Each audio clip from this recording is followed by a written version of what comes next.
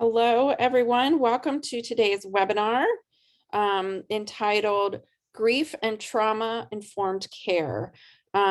Before we begin, I'd like to make sure everyone can hear me. So if you could just please type the word yes in the chat box if you can hear me.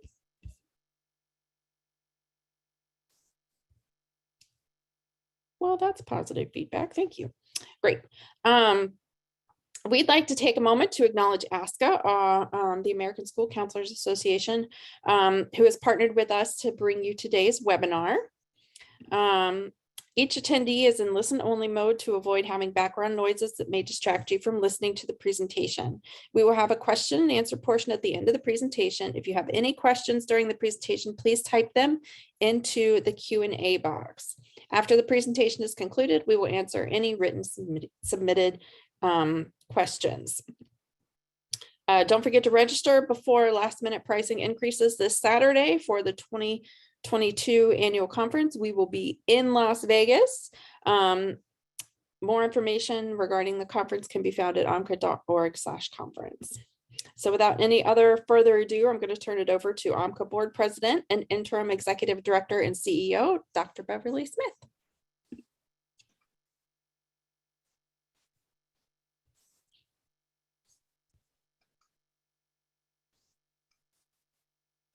Hello, everyone, and welcome to our webinar today on grief, trauma, informed care, and compassion fatigue. As we host this webinar in conjunction and collaboration with the American School Counselor Association, we are indeed excited to provide this opportunity as a reminder for some who are already familiar with the knowledge, introduce new knowledge, and just collaborate so that we bring attention to needed topics within the field.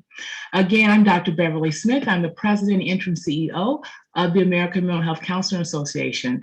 I am an adjunct professor. I also have a private practice, and I do a wealth of things. I have served in different capacities within the counseling profession. So at this time, I want to introduce to you the Executive Director for the American School Counselor Association, Ms. Jill Cook. Oh, thank you so much, Beverly. And thank you so much for collaborating with ASCA on such an important topic. We know the last 2 years have been so difficult, and the last 2 weeks have been so difficult, and you all, school counselors, private practice personnel, are so critical to help support our students and our families through these difficult times. So I'm very grateful to have the association be part of this, and I've been at ASCA a long time, and I've been in the executive role, director role, for about 1.5 years. And one of my favorite things to do in that role is work with our wonderful board. And I'm so excited that today you're going to get to hear from and learn from one of our board members, Genevieve Nelson. So Genevieve, I turn it over to you. Thank you, Jill. I am a current member of the ASCA Board of Directors. I am a practicing school counselor. I've been in the middle school world for about 10 years, but I'm also a licensed counselor. And so additionally, on the side, I have been running groups at a local grief center, therapeutic groups for teens for the last 5 years, and have really stumbled into a grief specialty. So now I've been presenting at the state and national level on grief work, and have continued to research into that. And so that's part of the reason I'm here with you all today. And I'm just very excited to collaborate, like everyone has already said, and share my knowledge. Thank you. And thanks again to all the attendees who are with us, and special acknowledgement to our board members who are here. And Dr. Fred Dombrowski is with us as well, and he's our president-elect. He will be the president starting July 1. So we're glad that he's with us today, and he'll be able to interject and join in with us, hopefully when we have the Q&A. So thank you all again for being here, and thank you to ASCA for the collaboration. We're excited to be here. Thank you. It's been great work with you all getting this prepared. I would say that up front. And so I'm just really happy to be collaborating with you all. And as You've heard various ones just spoke about the tragedies or things that have happened in our community. So grief is kind of a part of our current realities with all the tragedies that we've experienced. And because of that, we have this collaboration with AMHCA as well as with ASCA, just to provide resources to understanding grief, to provide encouragement, practical coping skills, and tips for post-traumatic growth. So we're gonna whisk through these slides, but we won't go too fast. If you have questions, we're going to hold those to the end, but definitely put them in the Q&A section of the webinar, and we'll be happy to address your questions. Again, we want to just increase the awareness of the grief process, trauma, as well as compassion fatigue, and an enhanced coping skills for self-balance and renewal as we continue to serve those within our communities. At this time, post in the chat a word or phrase that best describes your current being right now, your feelings, your thoughts, or actions in relation to the tragedies that have occurred as a result of mass shootings or COVID-19, other things that have happened in our community. Just post a word or phrase, if you will, in the chat right now. The purpose of this exercise is just to name and be aware of where you are. It doesn't mean right now you have to give up anything, but it allows you to just be aware, post it, acknowledge it. It does allow us to put it there and then be open to receiving the information as we go forward. So we'll take maybe a couple of seconds. If you can just post in the chat those thoughts and words, and I see them coming: sadness, exhausted, angry, overwhelmed, discouraged, horrified, weighed down, okay, wounded, exhausted, sadness, angry, devastating, discouraged. And those are real thoughts, feelings, places of being, and we want to acknowledge and want you to give voice to who you are and where you are, okay? You don't have to defend it. We just want you to be and acknowledge where you are, okay? As we get started, we acknowledge where we are. We want to do just a brief centering activity, and you can join in with us. Again, you're in the comfort of your home or your work. We just want to pause for 1 or 2 minutes to center ourselves. You will notice this particular exercise come from the Calm app or YouTube website, and there are plenty there that you can utilize to help center yourself. We will talk through a brief seconds of the activity, but we'll just encourage you to do them at home, follow the instructions as they appear on the screen. You can't see it and hear it, correct?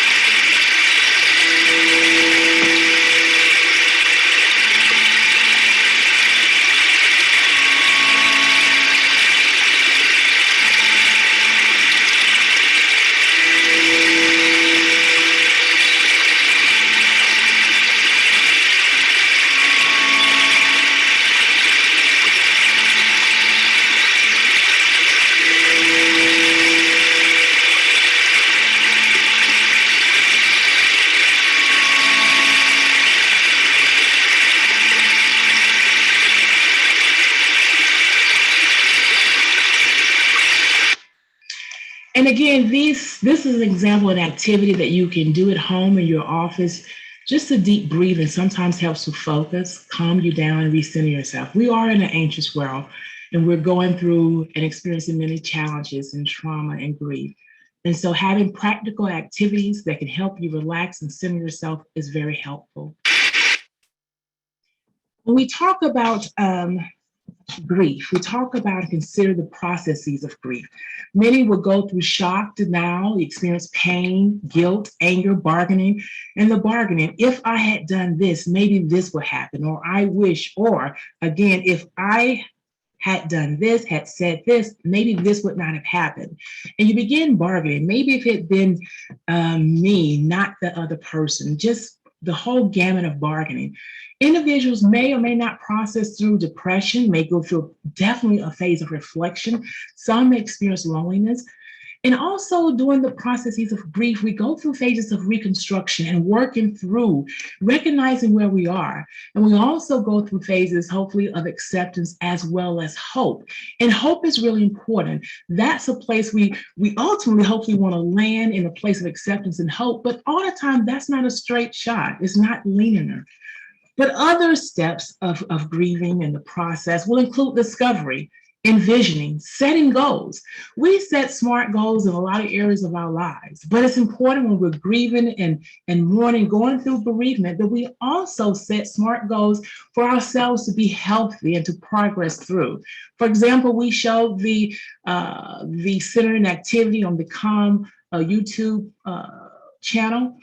You could set a goal. Well, I will utilize various relaxation tips or apps maybe once a week, twice a week, for 10 minutes, 15 minutes. So have a goal that is SMART, that's specific, measurable, attainable, and something that's reachable, okay, and within a certain time frame.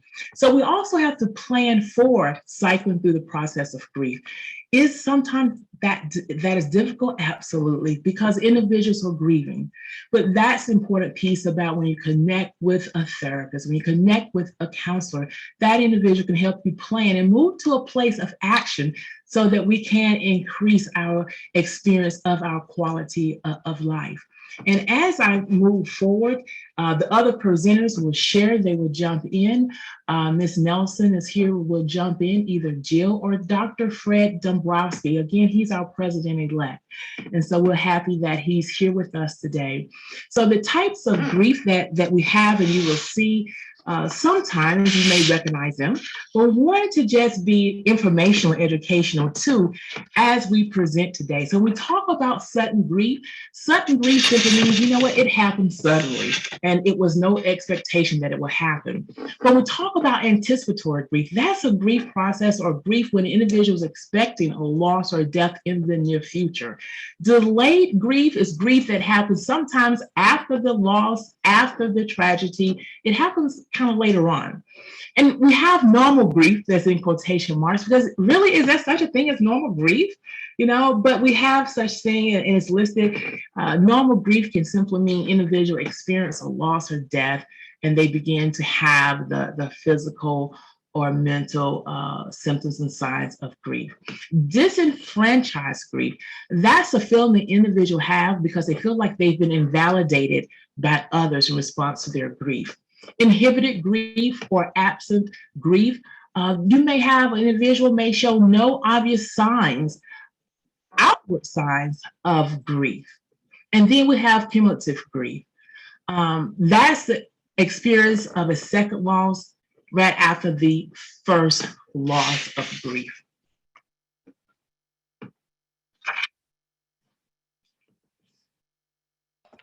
Okay, I believe this is me.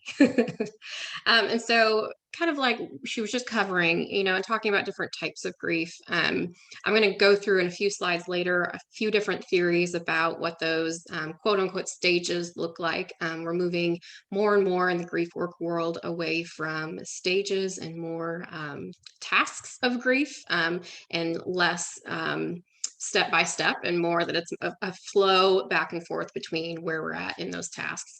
And so we talk about complicated grief. That's another aspect of grief, and that has usually something to do with some sort of trauma. So did someone witness to death? Was it a homicide? Was it a suicide? Was there a very turbulent relationship, a complicated relationship with the person that died? And then COVID-19 has obviously thrown a wrench in grief work. I'm going to talk about that a little bit more later, but has definitely complicated feelings about death, the way that people have died, and also the way that people are grieving as community and individuals. So I'm going to jump into that in a little bit, but I included this quote from the Mayo Clinic that I just felt like nailed it. And complicated grief is like being in an ongoing heightened state of mourning that keeps you from healing. And so it's rather than being able to move into a new quote unquote stage or a new task in your grief, you're kind of stuck almost in that real immediate grief. I'm going to touch on prolonged grief disorder. I know this is controversial in the grief work world. There's a very strong feeling about it, but I'm not going to touch on that too much. I don't want to open that whole can of worms, at least today. But this is a new disorder that's listed in the DSM-5 TR that was just released a few months ago. And so the feeling, you can see the criteria listed here.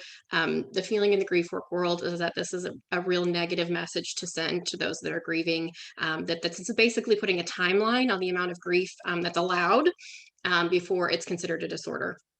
I realize on the flip side, if this is a diagnosis that can be given, then insurance can cover, and you get into some different complications there. But just the very last two bullets I want to talk about real quick. I was running a high school group, grief group recently, and I brought this up with the kids. I said, so there's this new diagnosis, what do you think? And they said, well, what's the timeline, the supposed timeline? And I said, well, it's saying after a year for adults. And they went, what? Or what do you mean? You know, and then I said, and 6 months for children. And they were all fired up. And I've had some of these kids in group for, you know, a year to 2 years. Some of them are 7, 8 years from the death of their loved one. So there was a lot of feelings from them, very raw feelings about this, their perspective on this. So I'm not going to get into that too much, but I want to make you at least aware that this is out there, this is new, and it is controversial. These are the most recent stats on loss, and this was just produced by the Childhood Bereavement Estimation Model from Judy's House, which is a well-known grief center.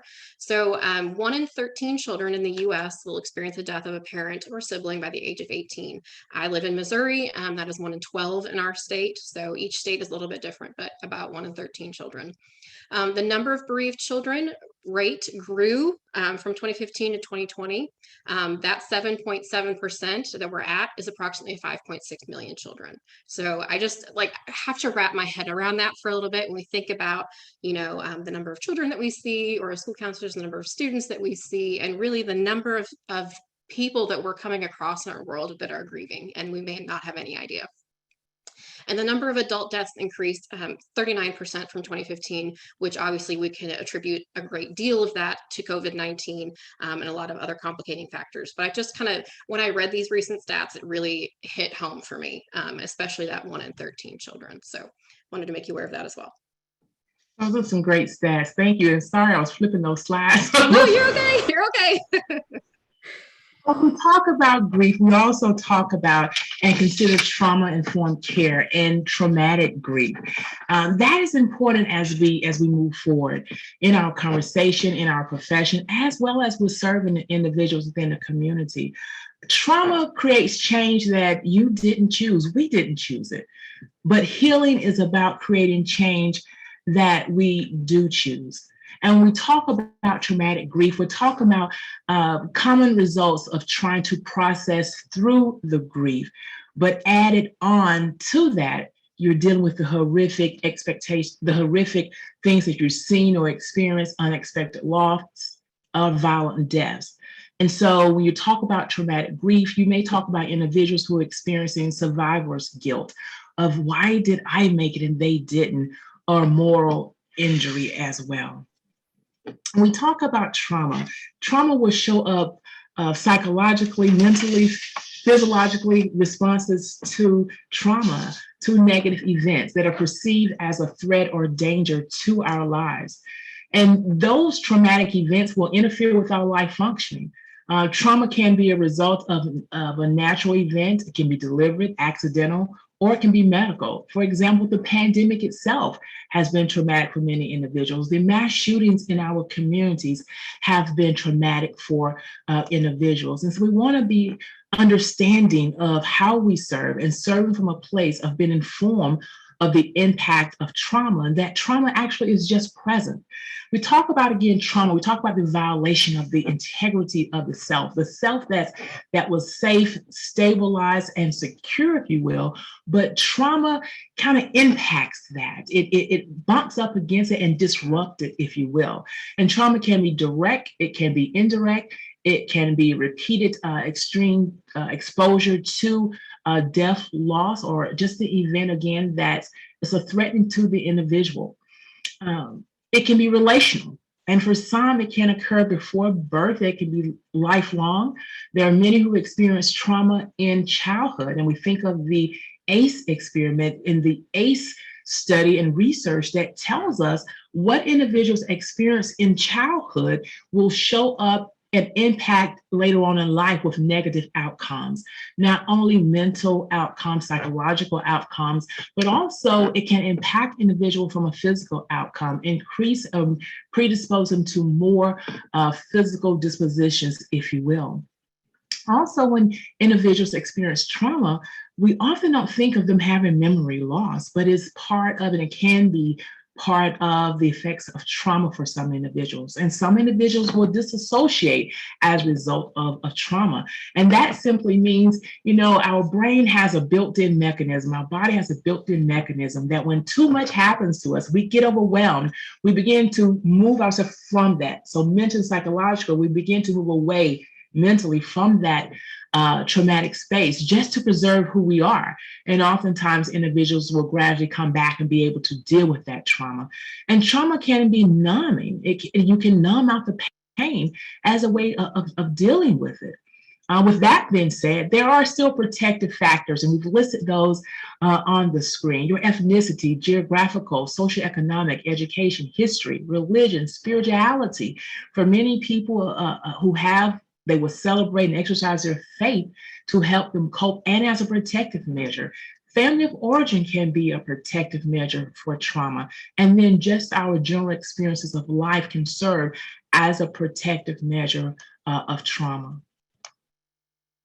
We talk about trauma, not going into depth with all of these, but just keep in mind, many of us may have shared trauma. For some of the things that have experienced, we've seen in the media, that may be an example for some of shared trauma. Many individuals who are in the communities with a mass shooting, for example, for me in Buffalo, I had family members who said, I was just at that store, or I live down the street, or I teach. My school is down the street from that store where that incident happened. So that was a shared trauma for family. Historical trauma, as many may know, just simply means historic trauma from over the years. Trauma kind of exists. And in many cases passed on from transgeneration, from generation to generation. So you can have transgenerational trauma. And when you have transgenerational trauma, sometimes everyone may not understand what the traumatic experience really was. You just know that you're getting those feelings, those signs and symptoms, and you may not be able to articulate them when you're seeking help. But that's the purpose of seeking professional help from a licensed professional counselor, a licensed mental health counselor, or even talking with your school counselor helps you to kind of understand and peel back some of those layers. Also, we talk about trauma, we think of complex trauma, the trauma that kind of happens, it's compacted, one trauma after the next. And then we also have post-traumatic stress disorder as evidence of trauma. And when we talk about PTSD, post-traumatic stress disorder, we consider the criteria that's in the DSM-5-TR, which is text revision. And this is just an overview for ages 6 and up for those individuals who will meet or can meet the criteria. And I won't go through every single one, but just to highlight some of them.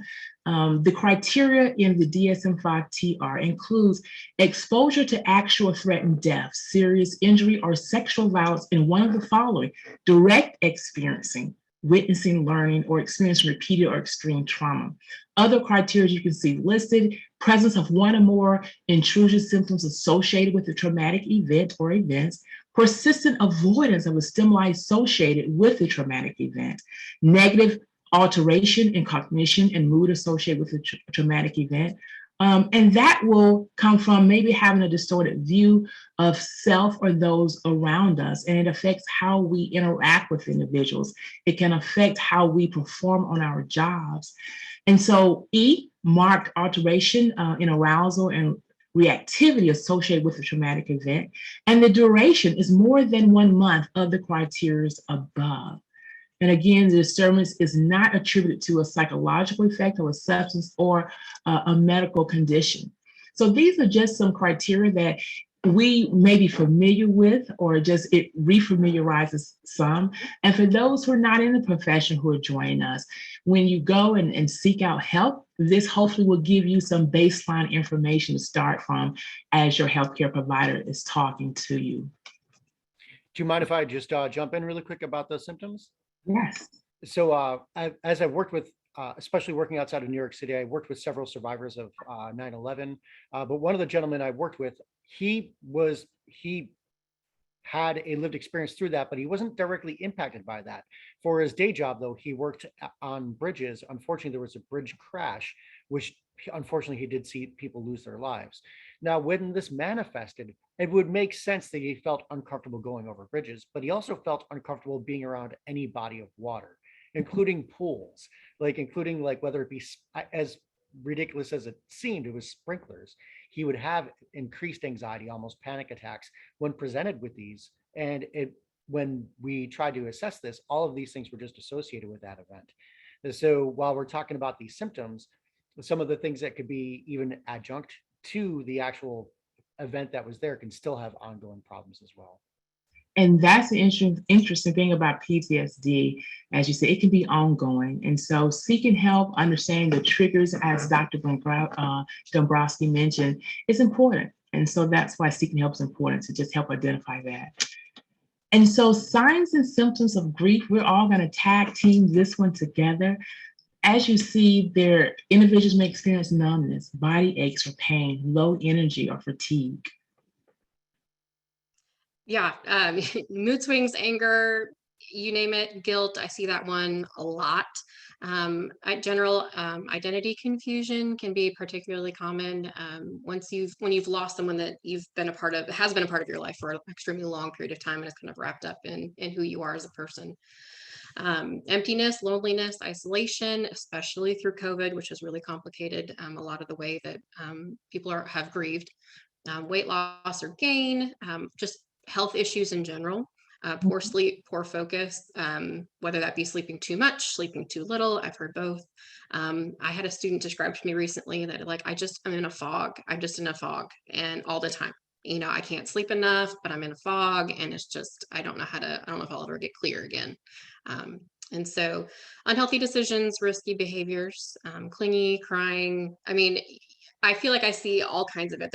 I tell my students all the time, there's not a right or wrong way to grieve because it looks so many different ways. And so, we can name these, but at the same time, it may look totally different for a different person. Everyone's grief journey looks very much the same because no one's relationship with someone is exactly the same.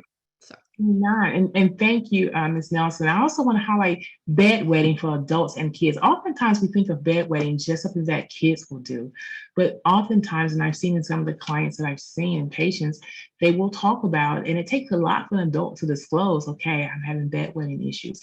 So you do have to kind of get involved, ask them to get their primary care involved, a physician, so that they can make sure they're receiving the other medical help that they need to receive.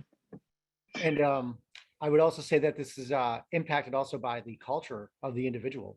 And so when I've done work with Hispanic populations, specifically men and boys, if we talked about experiencing grief, they would say that no, they're not experiencing any grief. However, they would identify body aches that didn't necessarily have a source.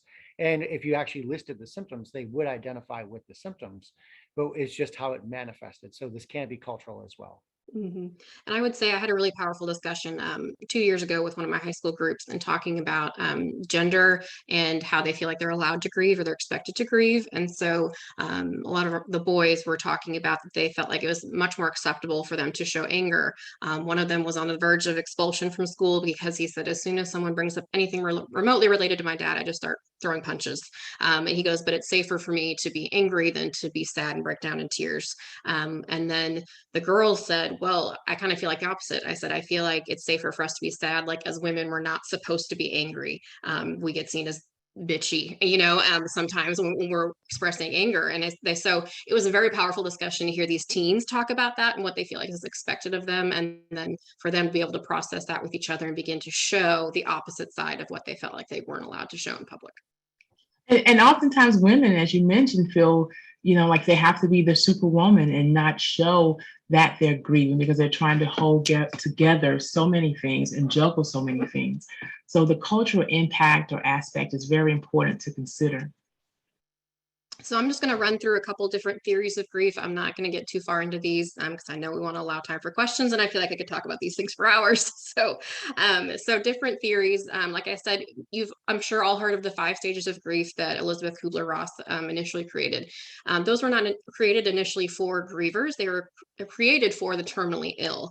And so it has been morphed and people have tried to adapt that to someone who has lost somebody and someone who's actively grieving. And then David Kessler worked with Kubler-Ross quite a bit, and they've published some books together. Now, since she has died, David Kessler has really expanded his work, the work of her, much further. And so they kind of have moved away from stages per se and saying that you have to work through stage 1, then you have to work through stage 2, and then you're done. It's not a checklist.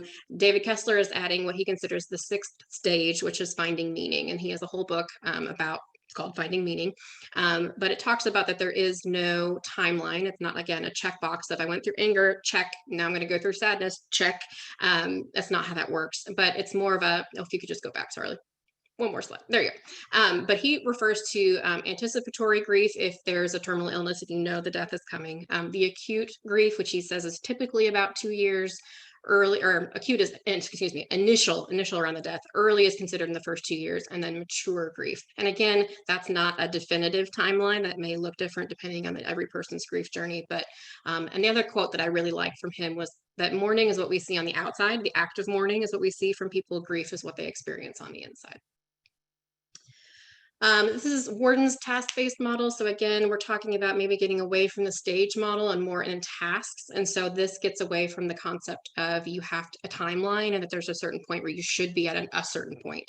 And so it's really like task 1, have you accepted the reality of the loss? Okay, then task 2, are you able to kind of start processing the pain?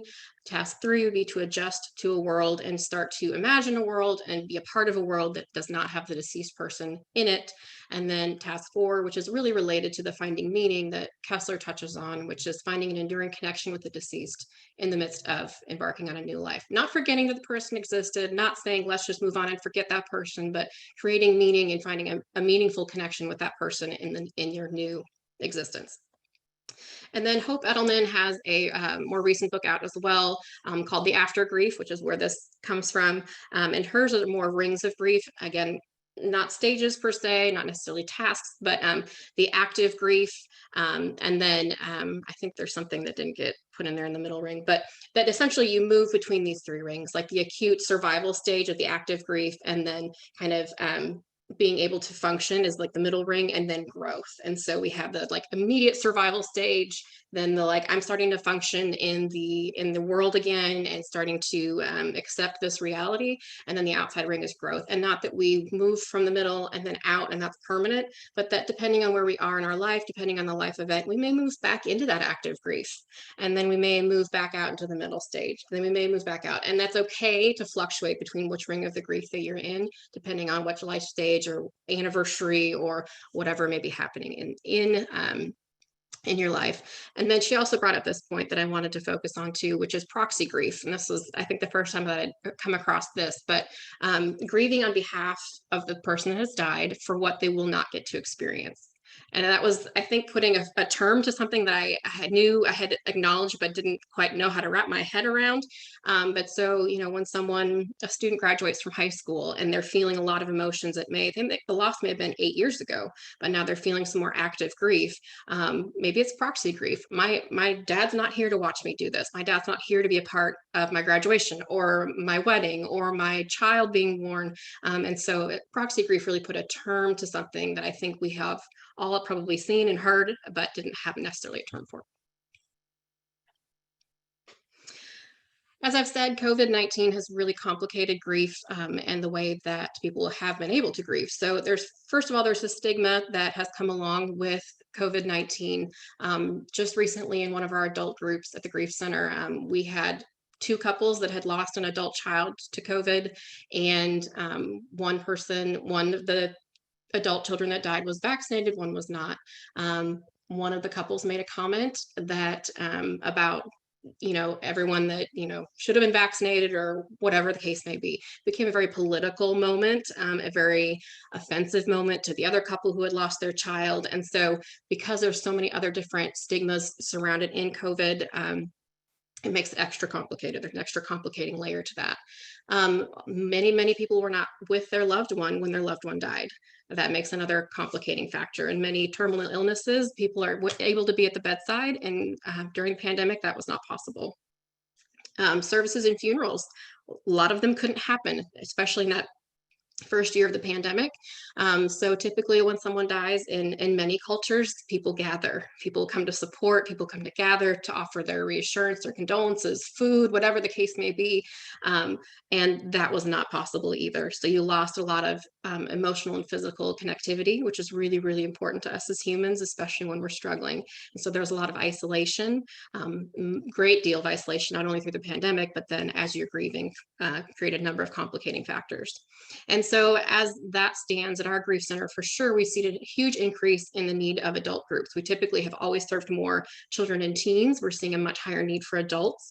We have a lot more 30 and 40-year-olds who have lost their parents, and a lot of more COVID loss. And so we are seeing a much higher need for our grieving adults than we have seen in the past. Another important point that I like to make, especially with younger clients, is talking about secondary loss. And this is kind of the ripple effects. I talk about how the immediate death is like a rock being thrown into a pond. That's the death.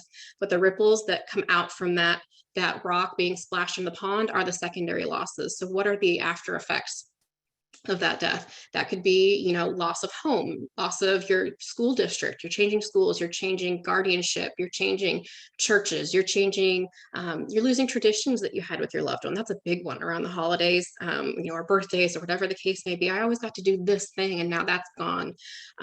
Just shared memories, that person where you're like, remember when this happened? Oh, okay, well, they're not there to share that and reminisce in that way.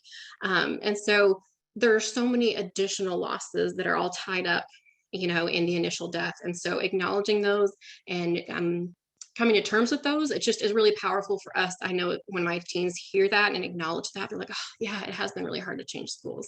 I lost all my friends. All of a sudden I'm with my dad and everything's totally different. And so acknowledging that has a lot of power.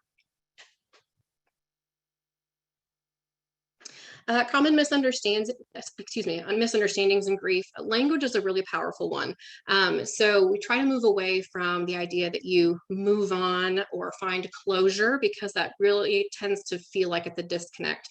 That comes along with the timeline concern that, like, oh, it's the first anniversary of their death, I should be over it by now. It's been a year. And it feels like they're disconnecting and they're having to let go of their loved one, when really it's more powerful to reframe that as finding a new way of connection. We try to get away from the term passed away or lost, especially for our young children who they have such concrete ways of thinking, but we need to be more solid and direct in the ways that we're speaking. And so using died or dead, sometimes it seems harsh to us as adults because we want to soften that, but being very clear is important. And then the terminology around suicide, using the phrase committed suicide, we would like to get away from using the phrase committed. When you think of the word committed, we typically think of crime, sin. It has a negative connotation. And so the correct or preferred phrase is died by suicide.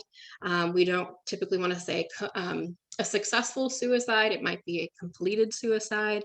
There's just a lot of connotations, and sometimes that seems so minor, but I promise that in the conversations I've had with those that have lost someone to suicide, those words matter. They already feel that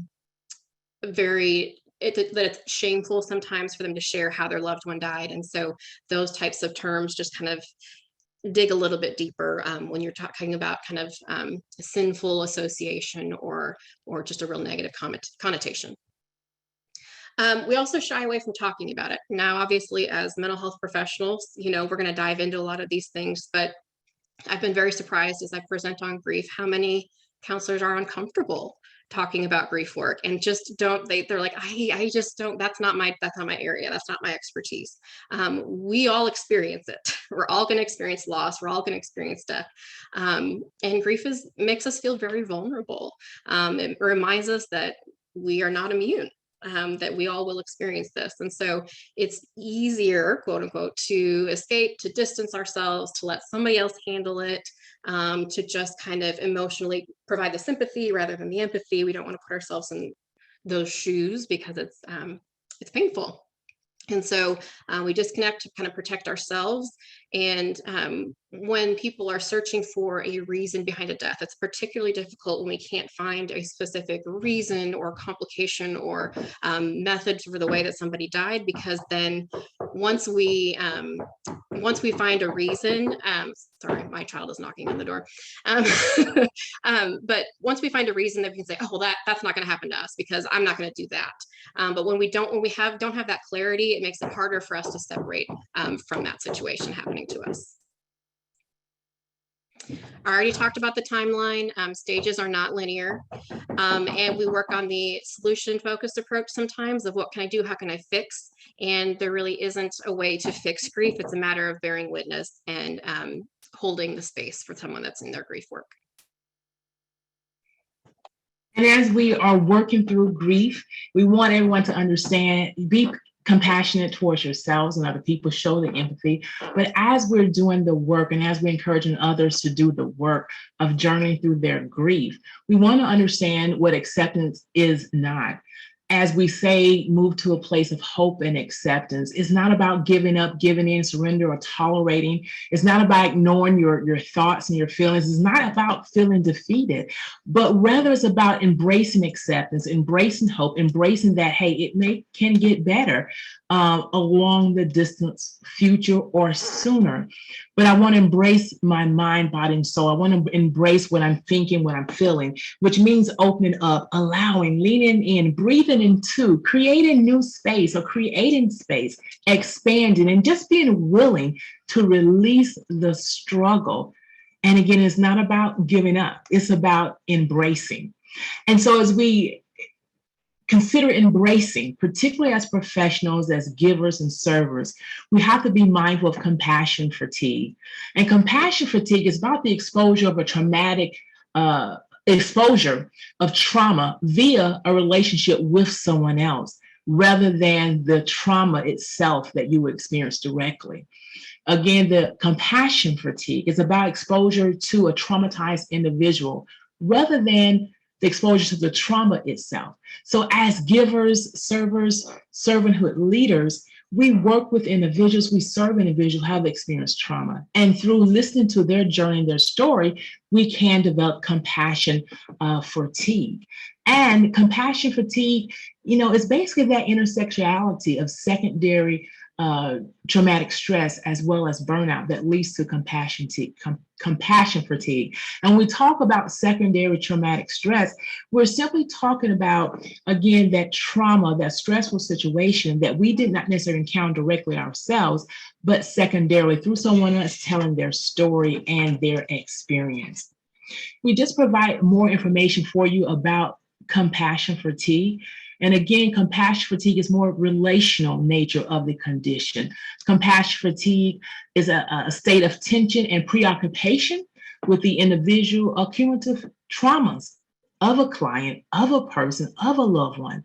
Whereas when you talk about burnout, you're talking more about points related to the environmental stressors. So just provided kind of a diagram for you to help us understand or remember that the burnout plus a secondary trauma can lead to compassion fatigue. Some of the characteristics of compassion fatigue that we provided for you are exhaustion, anger, irritability, negative coping behavior, reduced ability to feel sympathy or empathy, diminished sense of enjoyment or satisfaction, impaired ability to make decisions, impaired ability to care for others. So it's important for us as licensed therapists, clinical providers, to be aware of what are the characteristics so that we can be good stewards of us, of ourselves, so that we can serve from a healthy place and do the necessary self-care.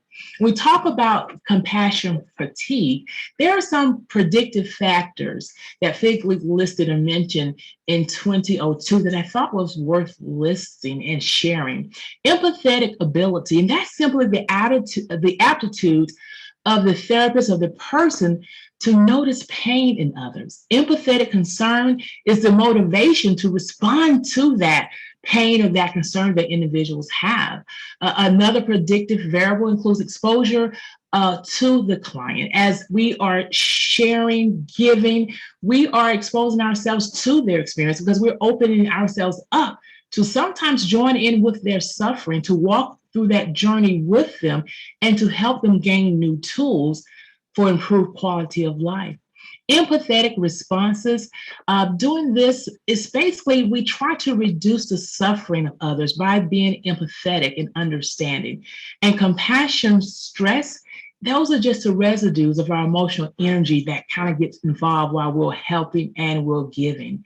And sense of achievement is predictive factors. Some individuals, will experience senses of achievement, that I've done a great job, I've done all I can do.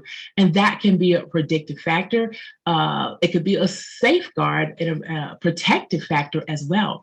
Disengagement can be a predictive factor as well as predictive and a protective factor. Some will disengage to protect themselves. And so that can be helpful, but also, again, can be a predictive factor. Prolonged exposure. Prolonged exposure is an ongoing sense of responsibility to help and join in with the person who's suffering.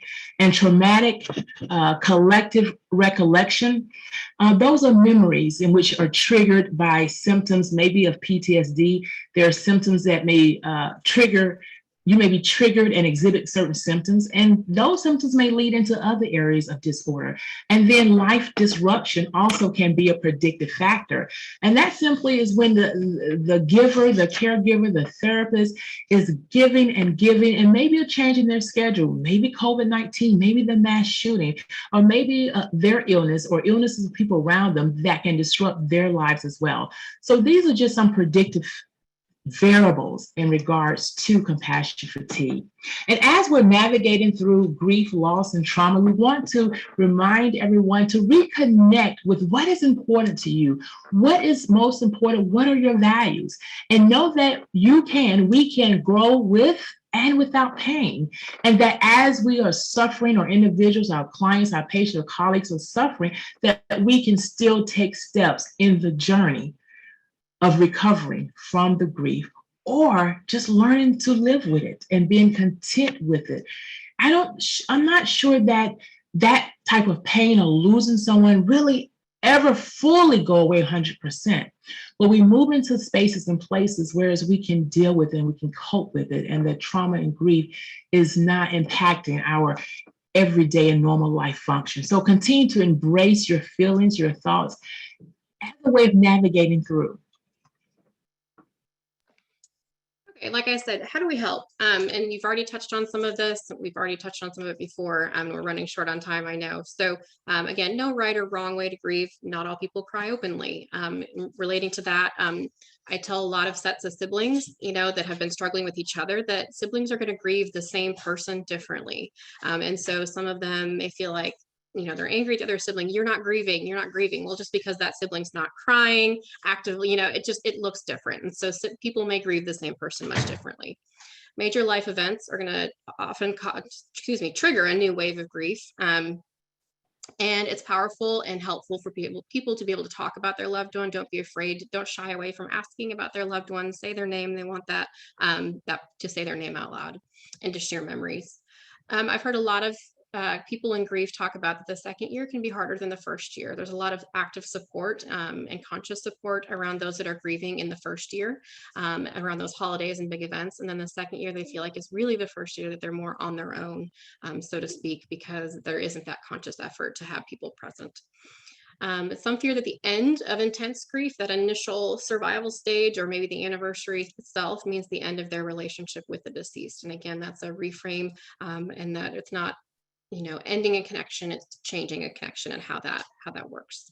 And then offer choices as much as possible, especially to children. There's very little control in grief and in death. And so the more that we can offer them choices, even small ones, can help them feel some sort of sense of control in a world where they are having very little.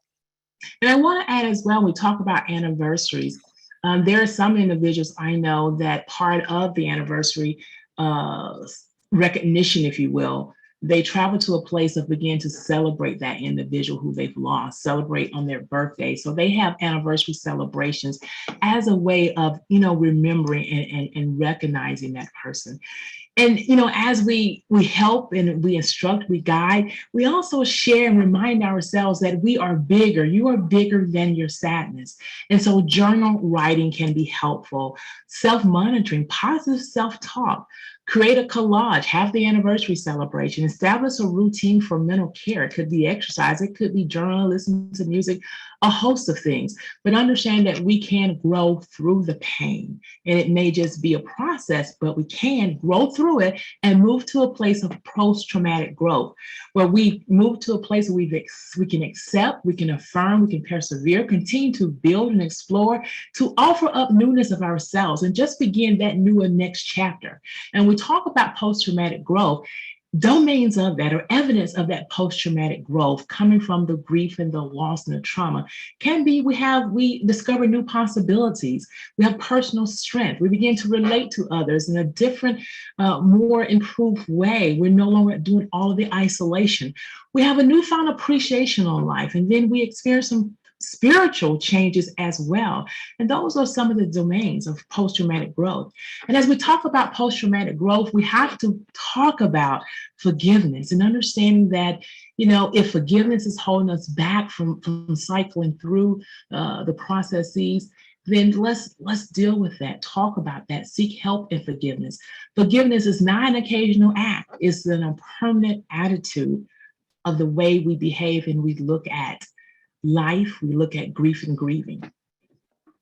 This is just a list of recommended reading related to grief. The first half is really more on the adult side. Some of them are more recent publications than others. And then the picture books at the bottom are ones that we use at the Grief Center commonly to help with children and processing grief and what that looks like. And so these are all ones that I would recommend as great resources for both adults and for children. So as you are helping clients and patients or moving through the grief process yourself, be patient with yourself for all that's unresolved in your heart, and try to love those questions that we're still asking, you're still asking, and live the questions in the now, perhaps in the gradual distant future without even noticing it. We will live and move into a place of contentment because we won't have all the answers. We may not ever get all the answers, but being patient with ourselves in that journey. These are some references that we provided, and we want to say thank you. But before we begin to close out, we want to pause for some few minutes for question and answer, as Dr. Fred Dombrowski, myself, Ms. Nelson, as well as Ms. Jill Cook, the Executive Director of ASCA, are available to answer any questions that you all may have. If there are any questions, and I'm going to look in the chat, and you all can definitely help me as well. I'll look at the chat. We'll tag team it. If there are any questions, I see. Go ahead, Fred. I was going to say, do you mind if I just respond to the question by Christine Tran? That's what I was going to do. Let you go ahead. Okay, great. So it was a great question. The question was, with social media being a part of everyday life, how can school counselors, practitioners help individuals going through grief? Can social media help and hinder the grief process? So the research about social media is kind of mixed. So in some ways it can be very helpful, and in other ways it can be detrimental. So I've worked with individuals who had social media, like whether it be Facebook or like other websites, specifically to connect with other people who are grieving for support. That was helpful. When, as we talked about COVID and gave the example about like for people getting inoculations, when things like that mix in, it can become detrimental, but it can be helpful. And it's important for us as the clinician to help navigate that and help the individual try to be able to build those connections. There's also a push for more virtual group-related options for grief. There are a couple that exist already. I know David Kessler runs a number of them. There's a Good Grief app as well that provides support. And so there's mixed feelings on that. We don't want people to shy away from coming in person, but we also want to reach those that may not be coming, would never come in person, or don't have that accessibility. And so there's a lot of different feelings out there, but definitely push towards making grief groups and support more accessible via social media. Thank you. Any other questions? And so we hope that, I'm looking to see if there are any questions. I don't see any. We hope that this webinar was informative to you. If you can, just put in the chat your perspective of this webinar. If you thought it was good, helpful, share with us anything that you think we should change or add. We're glad that you were able to join with us. We had a great number of you with us. And so we're thankful that you are a member of hopefully either the American School Counselor Association or the American Mental Health Counselors Association. If not, do not hesitate to visit our websites, and we will welcome you as members. We'll welcome you to serve and help elevate the profession of counseling. Jill, as Executive Director for ASCA, any closing words? Oh, I just thank you all for your expertise and knowledge. It was, I saw some comments in the chat about it was a good refresher, and it was for me as well. And I learned some things. So I appreciate your knowledge and expertise, and I appreciate all the members for both organizations who do this work every day to support students and families and communities. So thank you so much. Thank you. Ms. Nelson, any final words? And then Dr. Dombrowski. Just thank you for having us. It's such a pleasure to be able to collaborate and learn from each other, and I appreciate this time. Thank you. Thank you all very much for showing up. And this time, specifically what we're enduring nationally and globally, the work you do is absolutely priceless. Please, please continue to take care of yourselves, especially as we work with individuals in various ages. Thank you so much for all that you do. Thank you. And again, I wanted to thank our staff, Rebecca Whitson and Whitney. Whitney and Rebecca, thank you all so much for your help and for navigating us through this webinar. And again, thank you to all of our attendees. We are glad you were able to join us. And we hope that you have a rewarding day and rewarding and relaxing summer. Thank you so much. Thank you, Beverly, Genevieve, and Jill, and Dr. Dombrowski, Fred. And thank you everyone for attending today's panel discussion on grief and trauma-informed care. Once you leave today's presentation, you will receive a survey, and we would appreciate if you would provide your feedback.